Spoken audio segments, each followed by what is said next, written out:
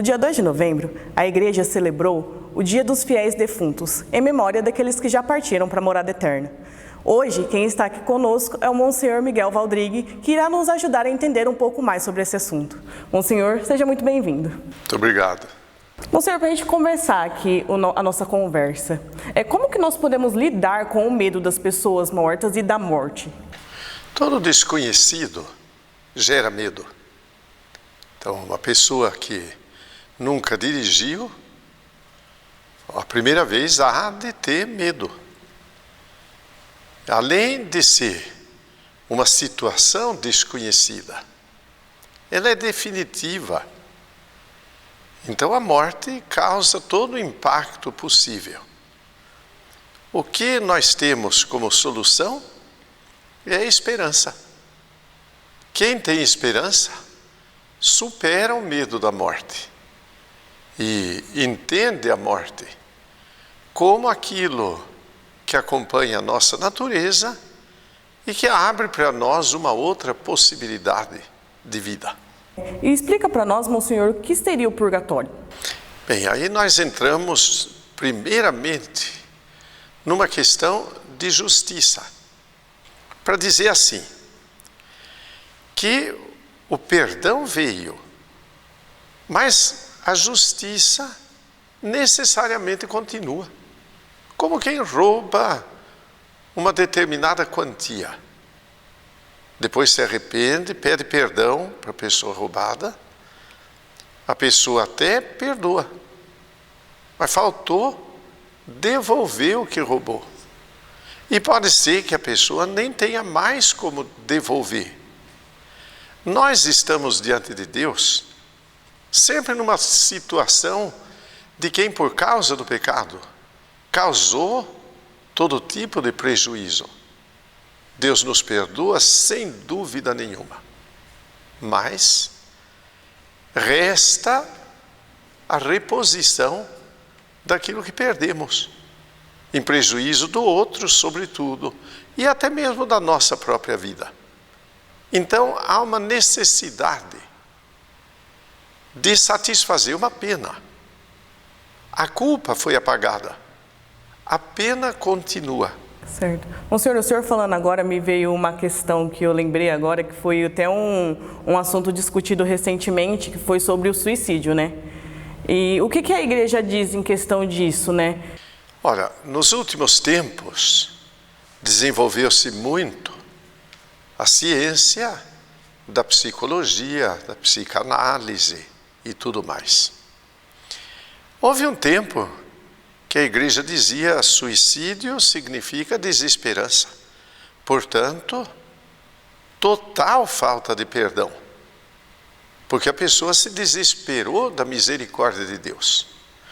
Quem no Evangelho se desesperou? Judas Iscariotes, que se afastou totalmente de Deus e que Jesus vai dizer melhor para ele seria nem ter nascido, não é? Mas hoje se entende que muita gente, por sérias enfermidades, até mesmo por certos medicamentos que toma, pode chegar ao suicídio. Nesse caso, a responsabilidade dele ou diminui ou anula, não é? Pessoas com depressão grave, ou gente que toma certos medicamentos que induzem a isso. Em si, se uma pessoa fosse totalmente consciente, sem nenhuma enfermidade, e se suicidasse, ele estaria cometendo um pecado terrível contra o Espírito de Deus, que nos dá esperança. E Jesus diz no Evangelho, esse não tem perdão. Mas por motivo de justiça, nós sempre vamos entender que aqueles que se suicidaram tinham um problema grave de saúde psicológica, mental, e que nós devemos ter compaixão e rezar por eles. Bom, senhor, após a morte, né, a gente ouve falar assim, né, que a gente passa por um julgamento. Porém, tem o julgamento final também, que é diferente do julgamento que a gente passa após a morte, né? E qual seria a diferença entre esse julgamento que a gente passa e o julgamento final? Bem, vamos dizer assim, que por uma questão de entendimento, morremos e imediatamente estaremos diante de Deus, e daí o juízo de Deus sobre a nossa vida. Segundo, que no final, como diz o Apocalipse, finalmente todos nos apresentaremos e Deus realiza o julgamento e vai conceder a vida para quem acreditou e vai afastar definitivamente quem não acreditou. É uma questão de se apresentar diante de Deus com boas ações, que devem ser mais do que as más ações? Não. Houve um ladrão que estava junto de Cristo na cruz e na última hora, depois de ter praticado todo tipo de mal, acreditou e pediu. E Jesus garantiu para ele: hoje mesmo estarás comigo. Então a questão é sempre hoje. Deus vai olhar nossa vida hoje.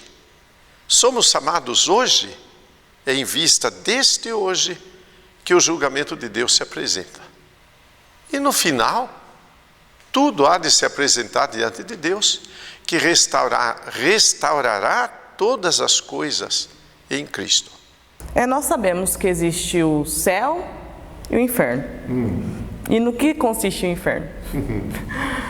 Veja, muitas ideias vêm a respeito de inferno. Às vezes, por falha na educação em casa, ou na catequese até, ou até na pregação. O inferno é colocado num sentido até de chantagem. Não faça isto, senão você vai para o inferno. Essa chantagem é um pouco de desonestidade diante da fé. Inferno consiste, em primeiro lugar, na ausência da misericórdia de Deus. O poeta italiano, falando a respeito do inferno, diz que logo na entrada, no portal do inferno, havia uma frase escrita: deixem aqui todas as esperanças. Dante Alighieri. Esse é um pensamento terrível. Nós não imaginamos o que é viver sem esperança, porque é viver sem nenhuma perspectiva de bem, nem em relação ao próximo, nem em relação a Deus. Hoje, por pior que uma pessoa seja, ela tem alguma esperança de algum bem. Pode ser que ela esteja totalmente errada, como aqueles grandes criminosos que esperam no crime um bem material e vivem isto. Bom, nós temos alguma esperança, muito mais quem vive a sua fé na vida da igreja, que quer o bem de Deus. Então, na sua vida, ele encontra a grande esperança sempre. Inferno é viver sem isto. O inferno não é aqui, porque aqui temos esperança. Certo. E tendo esse entendimento, né, do céu, da esperança, da busca contínua pelo céu, o que nós podemos fazer para entrar na vida eterna, né? Quais as atitudes que nós devemos tomar, o que nós devemos seguir? Isto é bem simples. E Jesus no Evangelho de São Mateus diz assim: não é quem diz Senhor, Senhor, que entrará na vida eterna, mas é aquele que escuta e põe em prática a palavra de Deus. Escutar e pôr em prática é uma luta do dia a dia, de cada momento. Eu sempre estou diante da minha decisão. Quer dizer, você como profissional, escuta a palavra de Deus e observa o mandamento de Deus no sentido da justiça, no sentido do amor à verdade, que nos faz humildes, e no sentido do desejo de amar o próximo, a caridade.